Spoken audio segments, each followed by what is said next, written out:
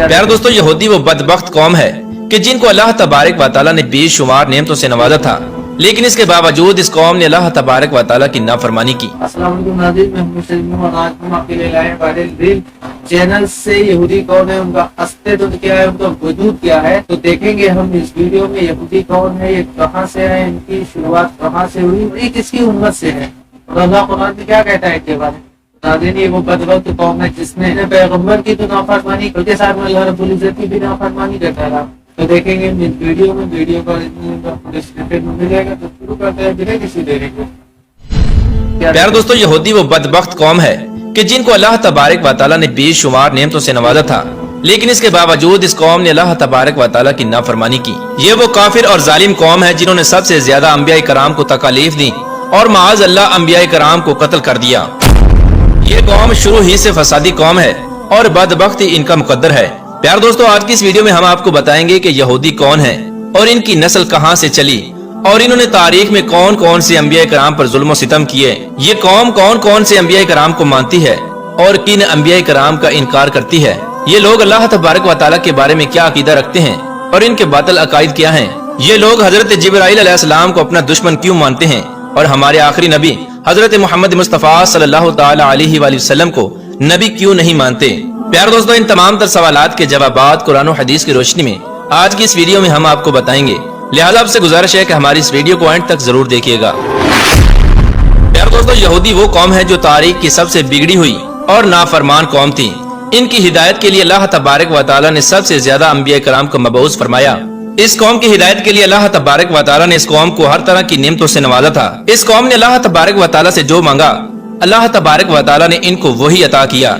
यही वो कौम थी कि जिनके लिए अल्लाह तबारक व तआला ने आसमान से मन्नो सलवा उतारा, लेकिन इसके बावजूद ये कौम अल्लाह तबारक व तआला की नाफरमानियां करने लगी। इस कौम को बनी इसराइल भी कहा जाता है और बनी इसराइल की तरफ सबसे ज्यादा अंबिया कराम मबऊस हुए। ये वो बदबख्त कौम थी जो अल्लाह तबारक व तआला की किताबों में रद्दो बदल किया करती थी और अल्लाह तबारक व तआला की आयात को बेचा करती थी और उसके बदले अल्लाह तबारक व तआला की नाफरमानी किया करती। ये लोग किताब से अपने मतलब की बातें ले लेते और बाकी अहकाम को छोड़ देते। ये दूसरे लोगों को नेक काम करने का हुक्म देते और खुद उन पर अमल न करते, जैसा कि अल्लाह तबारक व तआला कुरान पाक में इरशाद फरमाता है। और इनमें कुछ लोग ऐसे हैं जो किताब पढ़ते हैं और जुबान का उलट फेर ऐसे करते हैं कि तुम समझो कि जो कुछ वो पढ़ रहे हैं ये किताब ही की इबारत है। प्यारे दोस्तों, यहूदी कौम दुनिया की सबसे झूठी और फसादी कौम है। इस कौम पर अल्लाह तबारक व तआला ने मुतअद्दिद बार लानत फरमाई है। यहूदी कौम हजरत इब्राहीम अलैहिस्सलाम के बाद वजूद में आई। ये हजरत इब्राहीम अलैहिस्सलाम की औलाद में से पैदा हुए। अल्लाह तबारक व तआला ने हजरत इब्राहीम अलैहिस्सलाम को दो बेटे अता फरमाए थे। एक का नाम हजरत इस्माइल अलैहिस्सलाम और एक का नाम हजरत इसहाक अलैहिस्सलाम। हजरत इसहाक अलैहिस्सलाम में से हजरत याकूब अलैहिस्सलाम पैदा हुए, जिनको अल्लाह तबारक व तआला ने नबूवत से सरफराज फरमाया और हजरत याकूब अलैहिस्सलाम को इसराइल के नाम से भी जाना जाता था। इसी वजह से हजरत याकूब अलैहिस्सलाम की औलाद को बनी इसराइल कहा जाता है। हजरत याकूब अलैहिस्सलाम की 4 बीवियां थीं, जिनमें से 12 बेटे पैदा हुए। इन 12 बेटों में से सबसे छोटे बेटे का नाम यूसुफ था, जिनको अल्लाह तबारक व तआला ने नबूवत से सरफराज फरमाया और इन्हीं 12 बेटों में से एक बेटे का नाम यहूदा था और इसी की निस्बत से बनी इसराइल वालों को यहूदी कहा जाता है। हजरत याकूब अलैहिस्सलाम के बाद अल्लाह तबारक व तआला ने हजरत यूसुफ अलैहिस्सलाम को मनसब नबूवत पर फाइज फरमाया। हजरत याकूब अलैहिस्सलाम की औलाद में से अल्लाह तबारक व तआला ने 70,000 अंबिया कराम को मबऊस फरमाया। हजरत यूसुफ अलैहिस्सलाम के बाद आपके तमाम भाई नबी होते रहे। हजरत यूसुफ अलैहिस्सलाम जब मिस्र के बादशाह बने तो कहत साली के सबब इनके भाई भी मिस्र में आ गए और वहीं पर मुकीम हो गए। हजरत यूसुफ अलैहिस्सलाम के बाद जब फिरौन का दौरे हुकूमत आया तो फिरौन ने इनको अपना गुलाम बना लिया और कई सालों तक ये लोग फिरौन की गुलामी करते रहे। हजरत मूसा अलैहिस्सलाम के जमाने में बनी इसराइल के 12 कबाइल थे और ये तमाम कबीले फिरौन की गुलामी करते और बुत परस्ती करते। बनी इसराइल की ये कौम 300 साल तक फिरौन की गुलामी करती रही और बाद लोग शिरक के अंदर मुब्तला रहे। फिर इस नाफरमान कौम और फिरौन की हिदायत के लिए अल्लाह तबारक व तआला ने अपने प्यारे नबी हजरत मूसा अलैहिस्सलाम को मबऊस फरमाया। चुनाचे अल्लाह तबारक व तआला ने हजरत मूसा अलैहिस्सलाम के जरिए इस कौम को फिरौन से निजात अता फरमाई और समंदर में से रास्ता बनाकर इस कौम को एक नई जिंदगी अता फरमाई। लेकिन इसके बावजूद ये कौम अल्लाह तबारक व तआला की नाशुक्री करती रही और अल्लाह तबारक व तआला की नाफरमानी में मुब्तला हो गई। जब हजरत मूसा अलैहिस्सलाम कोहे तूर पर अल्लाह तबारक व तआला से हम कलाम होने के लिए तशरीफ ले गए तो ये कौम उनके पीछे शिरक के अंदर मुब्तला हो गई और एक बछड़े की पूजा करने लगी। जब अल्लाह तबारक व तआला ने इस कौम को शिरक से मना किया اور گائے ذبح کرنے کا حکم دیا تو یہ قوم بہانے بنانے لگی اور 5 مرتبہ حضرت موسیٰ علیہ السلام کو کوہ طور پر بھیجا کہ وہ اپنے رب سے ٹھیک ٹھیک حکم لے کر آئیں۔ یہ صرف اس لیے تھا تاکہ یہ قوم گائے کو ذبح کرنے سے بچ سکے اور اسی طرح اس کی پوجا کر سکے۔ فرعون کے ہلاک ہونے کے بعد اور حضرت موسیٰ علیہ السلام کے کئی معجزات کو دیکھنے کے باوجود بھی یہ قوم اللہ تبارک و تعالیٰ کی ذات پر سچے دل سے ایمان نہ لائی۔ یہ لوگ کھلے عام کہا کرتے تھے کہ جب تک ہم اللہ تبارک و تعالیٰ کو اپنی آنکھوں سے نہ دیکھ لیں ہم اس پر ایمان نہیں لائیں گے۔ اس قوم کے لیے اللہ تبارک و تعالیٰ نے آسمان سے من و سلوہ اتارا اور ان کے لیے 12 چشمے جاری کیے تاکہ یہ قوم پانی کے لیے آپس میں جھگڑا نہ کرے، لیکن ان تمام نعمتوں کے باوجود بھی یہ قوم اللہ تبارک و تعالیٰ کی نافرمانی سے باز نہ آئی اور اسی طرح اللہ تبارک و تعالیٰ کی نافرمانیاں کرتی رہی۔ اسی قوم کی نافرمانی کی وجہ سے آسمانوں سے آنے والا کھانا بند ہو گیا اور زمین سے پیداوار اگنا شروع ہوئی۔ اس کے بعد جب حضرت موسیٰ علیہ السلام نے یہودیوں کو فلسطین کے حکمرانوں کے خلاف جنگ کرنے کا حکم دیا تو اس قوم نے یہ کہتے ہوئے انکار کر دیا کہ تم اور تمہارا خدا لڑو، ہم تو یہیں بیٹھے ہیں۔